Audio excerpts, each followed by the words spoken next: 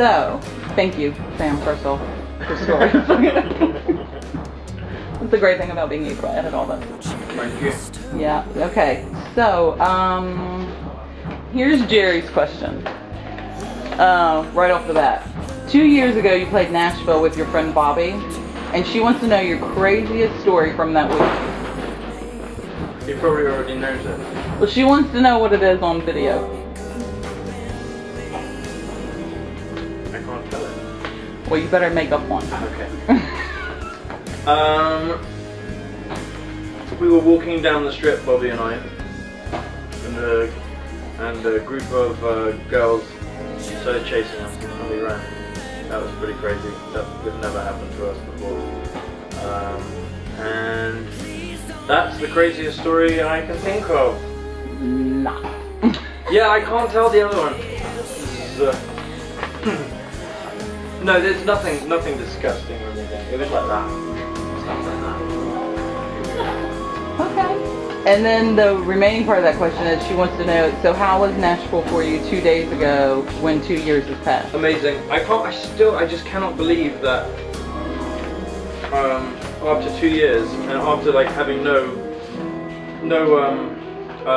investment in my career other than what I've been able to do personally, I'm just shocked at how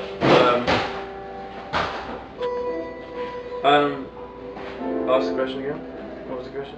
How it was Nashville for you 2 days ago? Yeah, I got it. Yeah. It's just, it blows my mind how so many people still remember and still want to come out, and how like just wonderful people are still and receptive, and like Nashville is one of my favorite places in the world, and for me to be able to go there and do what I love and be received so well is pretty special, pretty good. I love it, and so I was pretty happy. Okay, so what song, musician, or album gets you out of a bad mood?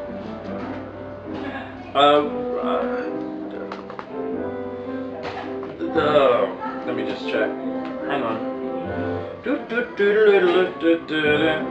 How about like see, all the songs coming to my head right now are not for moods. They're just songs. How about let's try New York, Jay-Z, and Alicia Keys. That always gets me out of a bad mood. And it's not like album. What did you ask? Song, musician, or album? Song, musician, or album. Musician, Ray Charles can always put me in a happy mood. Album. Who listens to albums these days? You do. Yeah, I do. Album. I really like the Corinne Bailey Rae album at the moment, but it's not to get out of a bad mood. But it just puts me in a different place. I listened to it lots when I was living in London for the last little while, and puts me back there on the tube, and like really, it's a pretty special album. It's called The Sea. It's one of my favourites at the moment. Okay, so Highly recommend it, but it's not a good mood album. There are some songs, but it's a terribly sad story. So when you look up the story, you'll understand. Okay.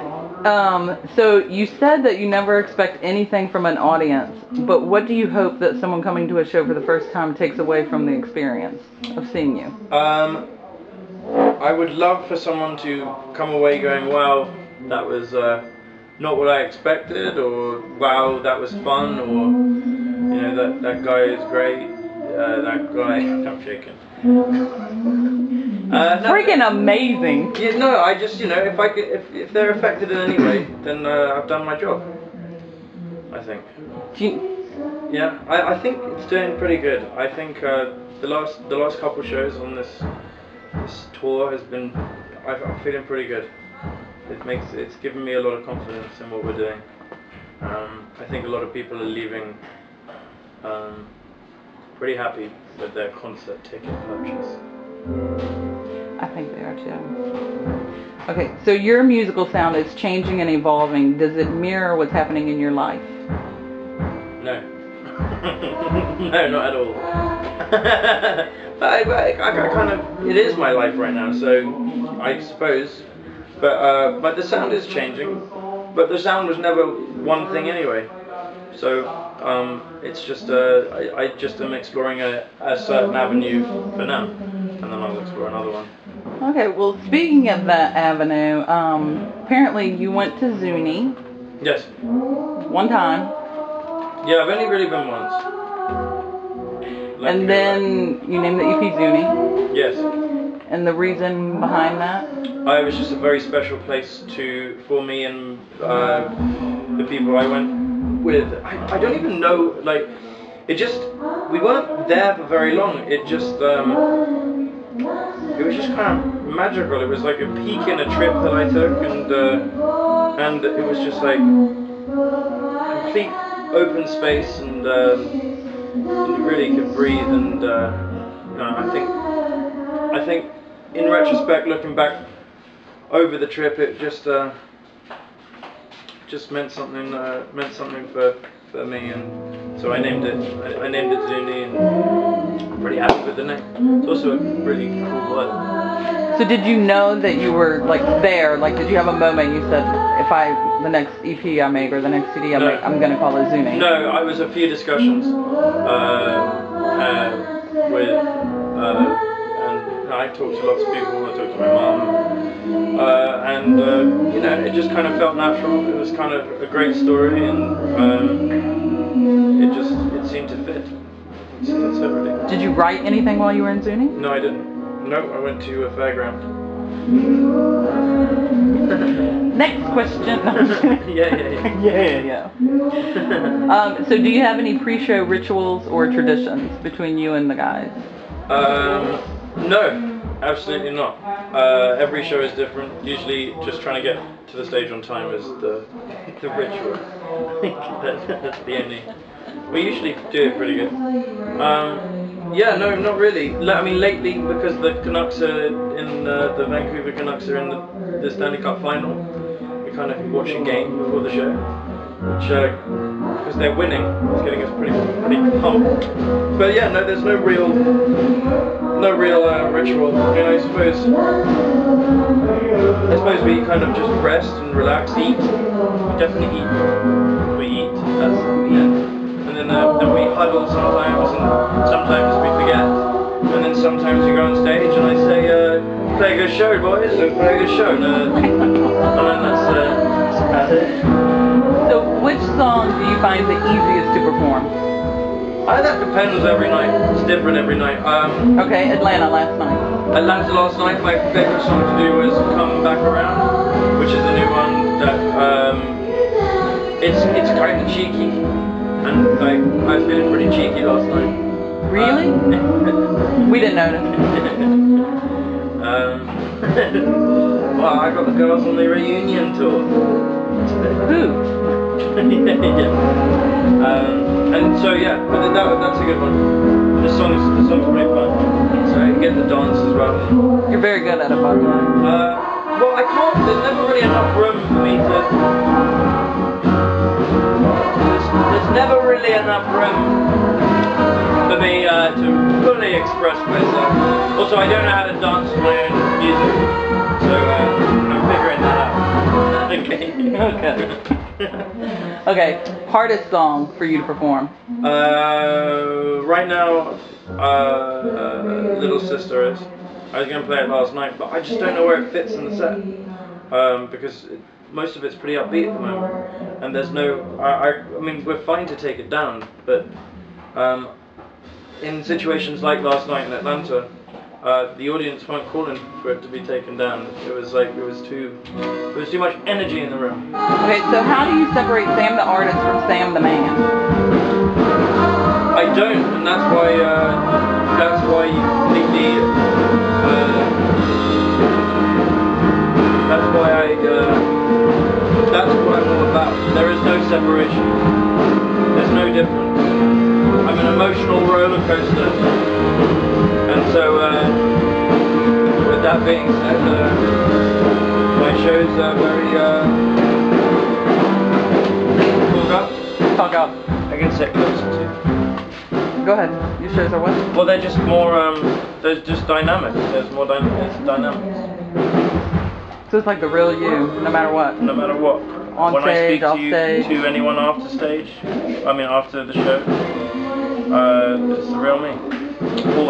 Always. I actually, that's one of my issues with people and musicians and just people in general. I don't like it when people are faking or trying to be cool or trying to be something, and then eventually they become that thing because they've just been doing it for so long or something. And there's, I don't know example.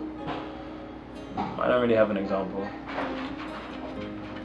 But lots of like sort of famous people or yeah, basically I just what's the point if you're not going to be honest?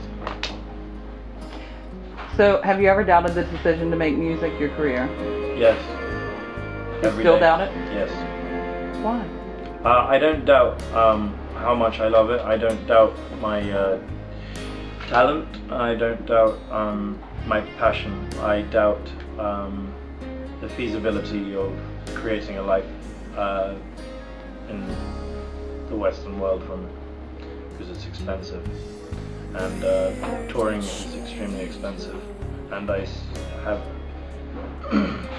I've spent so much money, and I don't know how much longer I can spend so much money. But I'm flying the independent flag, and I will continue to battle on. So would you rather still stay independent and not feel like you sold your soul to a record label? Mm-hmm. Or to, it's not, if I was to sign a deal, it wouldn't be selling my soul. I think it would just be, I'd just be expanding. I mean, if it was the right one, I'd be expanding and growing my team. That's all it would be. But the right one has to find me, not just a one. And should I get so lucky, then you'll get there. Yeah, I'm not worried. It's just sometimes it's difficult to. Do you feel any pressure to succeed because your family and friends are also in the music industry? I used to. I definitely used to. Especially with friends. Not so much with my mum. My mum's always, so my friends have been extremely supportive. But there is a healthy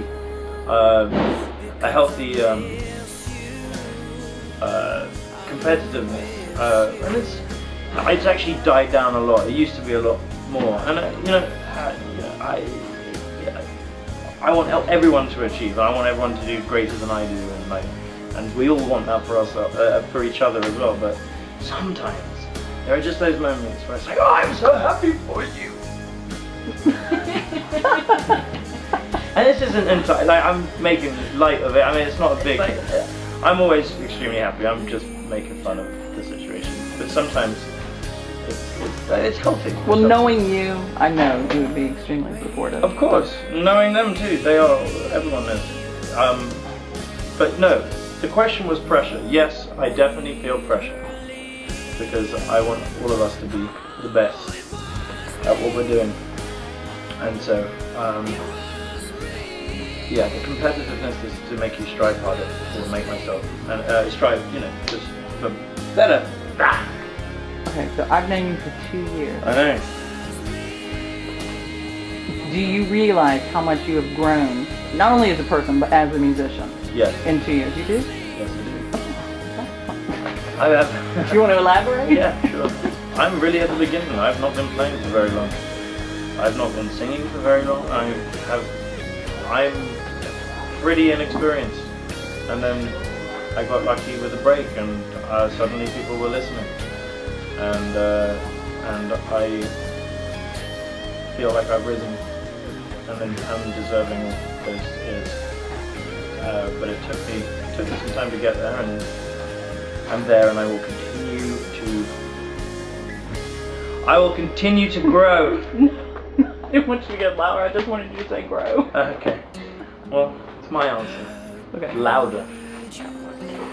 Okay, so How has your career choice affected your relationships with others as far as your personal life? Are you more guarded or are you more open? We're not going to get too personal, by the way. Guarded or open? No, I haven't changed. It's always been the same. I'm a pretty open person. I love meeting new people. I love traveling, and yeah, it hasn't changed me at all. Still the same little boy. Okay. So the next question was that you were born and raised in London, and you live in Canada as well as the U.S. When the time is right, where would you like to settle down and raise a family? I really don't know at this point. I don't think that time will come. I think I could do it right now. I couldn't because I have to be able to afford a family. But I'm saying, like, I think in my life I could probably do it right now, but I'm not going to at all. I'm going to push on. So, but yeah, I don't know. I think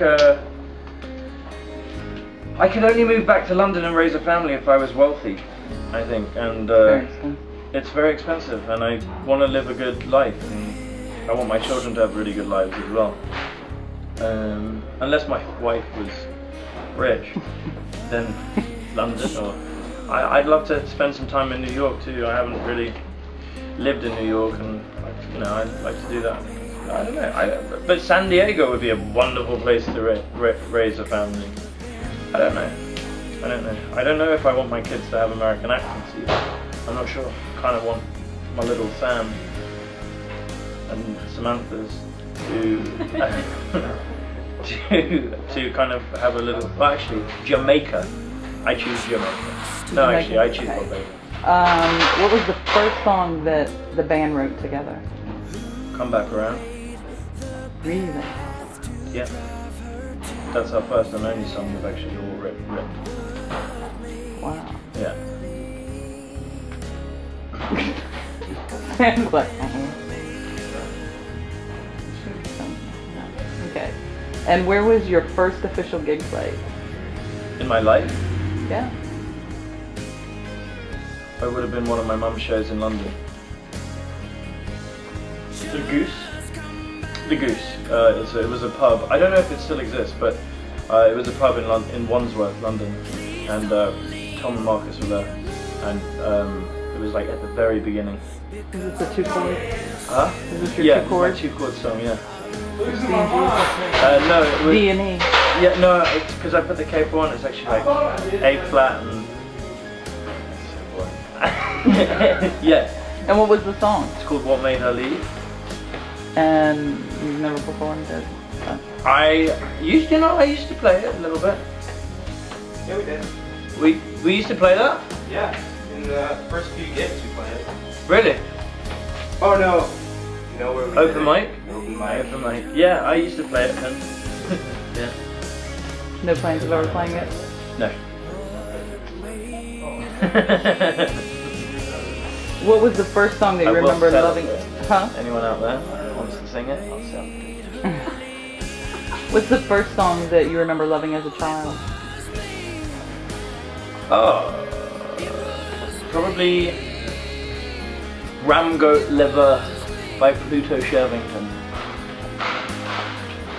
That's my answer. And how's that song go? Someday gonna I jump on a minivan. I really live, but it's not my fault. Every time the bus reaches terminus, I feel the bus come to a halt. I lick a rumble down by the roundabout, just as if it could not survive. Yeah, and then the chorus is Rumble, live a good to make manish water. Really good teeth, make an earring for your daughter. Very good lunch, put the bites in your bark. You make your daughter walk. Ram Goat Liver, Pluto Shervington. I'll be sure to download that on. Yeah, you should. You should get the whole album. It's so good. And yeah, listen to it the whole summer. It would be perfect. Everyone should. Seriously, you'll love it. Gonna make a comeback. I think it is. So what are your plans after the minor tour? Hopefully recording. I'm gonna figure out how we're gonna do that first, because recording ain't free. I got to figure out how to generate some money. Don't know how we're going to do that yet. And once we do, we shall be in the studio getting some of these new songs down. And then it looks like unless some miracle sort of tour comes along, I will probably go out by myself as a support slot, and just me and my guitar kind of just keep trying to expand and just get as many people on my side as possible, and then keep the snowball rolling. So far, Minor Tour, you have well, you've got the gig here tonight in Carrboro, North Carolina. 3 more days. No, 3 more shows, including this one. Yeah.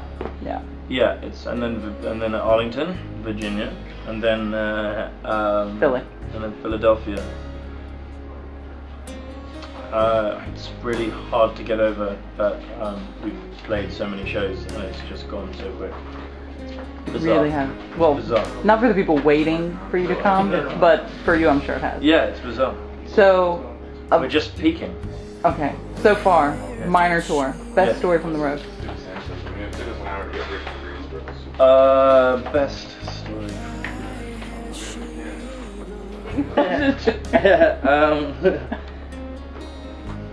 You can edit this until I find something, right? Yeah. Okay. You can even leave that bit in.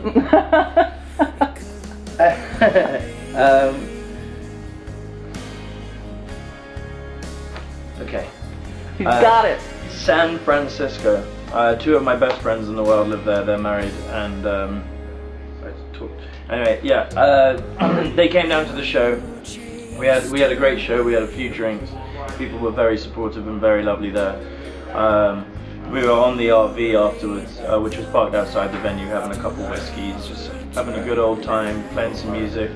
And this amazing guy started walking down the street with his boyfriend, I can only presume, and they started singing. I don't know, I think it was like something out of Little Mermaid. And so Jenny, my friend, like sort of starts singing along too, and they're singing on the street, and then they started doing this. Do you know Diane? Do you know Diane? Which I have a very I had a very close friend who was obsessed with this clip that was it was Diane talking. Whitney Houston talking to Diane Sawyer about her drug when she was in her drug phase. And it was this, do you know Diane, do you know? And so I chirped in with that, and like they were very surprised that I knew what they were talking about. And so they ended up coming on the RV, and his name was Big Gay Sean, is what he calls himself. He was so nice, and we just started pounding down the whiskey, and we just were loud, and we talked for it felt like a long time, but it's probably only on the RV for like 7 minutes. But like we just had like this 7-minute really intense party outside the venue at like 2 o'clock in the morning, and then he was gone, singing down the street. Like it was pretty funny. And yeah, Trav and Jenny were lovely. Yeah, okay, I found the story. Yay! Thank you, Sam. Thanks, Sam. Thank you so much for meeting with us today. No, you're most welcome. Taking time out of your business schedule. Yeah, it is. What am I gonna do? What am I gonna do?